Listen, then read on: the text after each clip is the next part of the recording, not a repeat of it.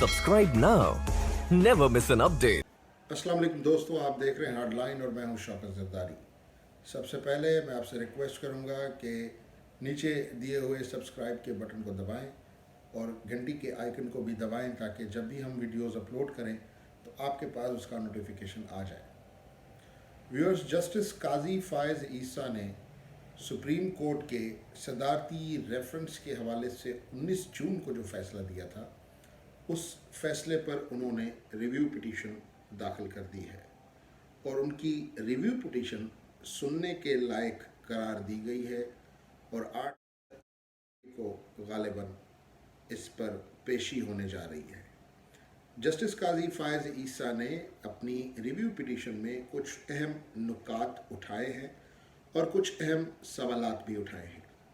Justice काजी फ़ायज़ ईसा ने अपनी review petition में जो बातें कही हैं उनमें से सबसे अहम बात ये कि फैज़ाबाद धरने के फ़ैसले के बाद पाकिस्तान तहरीक इंसाफ और मुत्तहिदा कौमी मूवमेंट दोनों उनको हटाने के लिए दरख्वास्तें उन्होंने दी, इन दोनों जमातों ने। और उन दरख्वास्तों के बाद एक ऐसा वक्त आया जब साबिक चीफ जस्टिस आसिफ सईद खोसा ने उन्हें अपने चैम्बर में बुलाकर सदारती रेफरेंस के हवाले से आगाह किया, जिसको जस्टिस काजी फ़ायज़ ईसा साहब समझते हैं कि आसिफ सईद खोसा साहब ने उनसे इनडायरेक्टली इसलिए उनको ये सारी बातें बताएं ताकि वो इस्तीफ़ा देकर चले जाएं।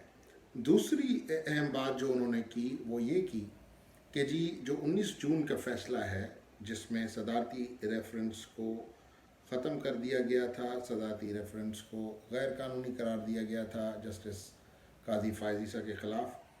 तो दूसरी जो उन्होंने अहम बात उठाई इसमें वो ये उठाई कि जी FBR से उन्होंने कई मरतबा और उनकी जो अहलिया हैं उन्होंने कई मरतबा रिपोर्ट मांगना चाहिए। वो रिपोर्ट जो FBR ने जस्टिस काजी फ़ायज़ ईसा के रेफरेंस के हवाले से तैयार की थी, उन्होंने कहा कि जी जब मैंने ये रिपोर्ट मांगना चाहिए तो मुझे वो रिपोर्ट फराहम नहीं की गई, बल्कि वो रिपोर्ट मीडिया के हलकों में लीक कर दी गई।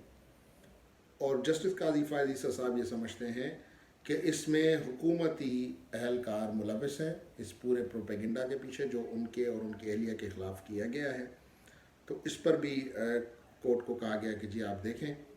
और तीसरी अहम बात यह है इसमें कि जी जस्टिस काजी फ़ायज़ ईसा समझते हैं कि जो पैरा 2 और पैरा 11 है इस फ़ैसले के, उनसे ये तासुर मिलता है कि अदलिया ने अपने इख्तियारात एग्जेक्टिव को दे दिए हैं और ये तासुर ख़त्म होना चाहिए। इन पैराज को यहाँ से रिमूव करना चाहिए क्योंकि अदलिया के इख्तियारात एग्जेक्टिव को देना आइन के ख़िलाफ़ है।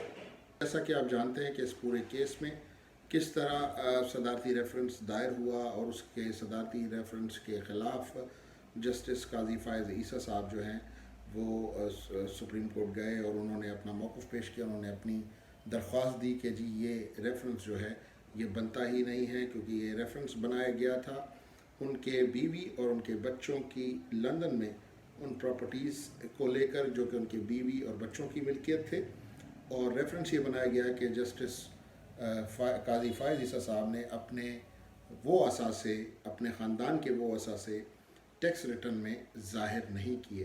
तो इसी पिटीशन में जस्टिस काजी फ़ायज़ ईसा ने एक अहम सवाल ये भी उठाया कि वज़ीर आज़म के जो ख़ास मामलीन हैं, जिसमें उन्होंने ज़ुल्फ़िकार बुखारी का नाम लिया, जिसमें उन्होंने शहज़ाद अकबर का नाम लिया और दीगर का नाम लिया, कि जी इनकी भी बैरून ममालिक प्रॉपर्टीज़ मौजूद हैं। और जो ज़ुल्फ़ी बुखारी हैं उनके हवाले से तो डिटेल भी दी गई है कि जी इनकी जो प्रॉपर्टीज़ हैं उनको भी शामिल या ज़ेर तफ्तीश आना चाहिए और ये भी चेक करना चाहिए कि क्या इन लोगों ने अपनी ये प्रॉपर्टीज़ किसी FBR के डॉक्यूमेंट में कहीं पे डिक्लेयर की हैं, अपने एसेट में डिक्लेयर की हैं, या इनके टैक्स रिटर्न्स में ये चीज़ें शामिल हैं या नहीं हैं। और अब ये जो दरख्वास्त है ये काबिल समात करार दी गई है। 8 तारीख को इसके हवाले से जो है वो हेयरिंग होनी है सुप्रीम कोर्ट में। और साथ साथ जस्टिस साहब ने ये भी रिक्वेस्ट की है کہ اس سماعت کو سننے کے لیے جو بینچ ہے اس میں جسٹس باقر اور ساتھ ساتھ جسٹس منصور شاہ صاحب کو بھی شامل کیا جائے اور وہ بھی اس کیس کو سنیں. تو یہ ان کی درخواست ہے. اب دیکھنا یہ ہے کہ آگے چل کے کیا ہوتا ہے.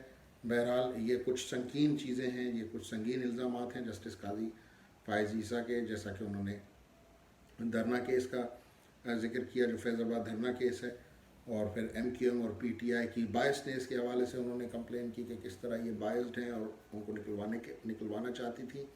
اور پھر انہوں نے جو ادارے ہیں ایف بی آر خاص طور پر, ان کی حوالے سے بھی سوالات اٹھائے ہیں کہ جی میڈیا کو لیک کر دی گئی رپورٹ, اور بظاہر ان کا یہ کہنا کہ جی گورنمنٹ کے ادارے تو ایف بی آر سے ہی اگر لیک ہوئی ہے تو اٹس ویری انفارچونیٹ, اور یہ ڈائریکٹلی ایف بی آر کی طرف الزام جاتا ہے. لیکن اگر کچھ طاقتور لوگوں نے اس کو لیک کیا ہے تو ڈیفینیٹلی یہ بھی بات اب کورٹ میں انڈر ڈسکشن ضرور آنی ہے, کیونکہ بڑے ہی سینئر جج ہیں جنہوں نے یہ پٹیشن داخل کی ہے, اور سننے والے بھی بڑے ہی معزز اور سینئر ترین جج صاحبان ہیں.